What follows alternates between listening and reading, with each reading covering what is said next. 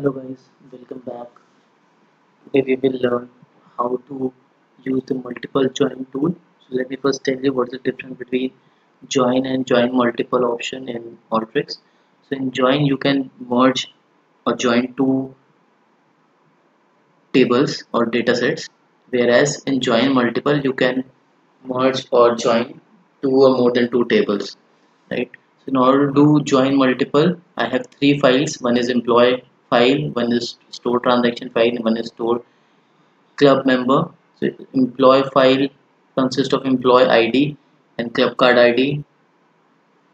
Store transaction consists of multiple columns like purchases, order amount, customer ID, store city, store region, and so on. And store club card members consist of customer ID, name, their email ID, phone number, member status, etc.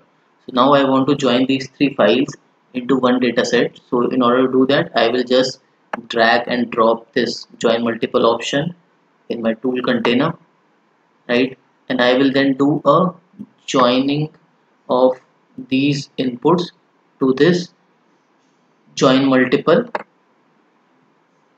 So you just need to drag this arrow and drop it to this input arrow. So here there are three inputs which are tagged to the same node, but you can see that it has given a number to each input. So number 1, number 2, and number 3, right? It is in uh, the way you connected these files to the input node of the join multiple, right? So once you do that, you will get a window like this. So one is your join by record position. Again, this will do a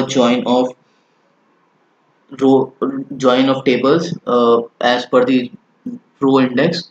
This is not the ideal way to do it, whereas we will do join by specific field. So in input 1 stands for your data set 1. Here your ID is customer ID. Input 2 is your table 2. Table 2 you can select from here. So that customer ID is same as club card ID in this table 2, right? And in table 3 or input 3, ID is the name of the customer ID. So in three tables the customer ID is same, like the number length of the customer ID is same, but the names are different, right? Customer ID, club ID, and ID in third. Now here you will see that it will give you option, right, that which fields are present in which table, input 1, input 2, input 3, and so on.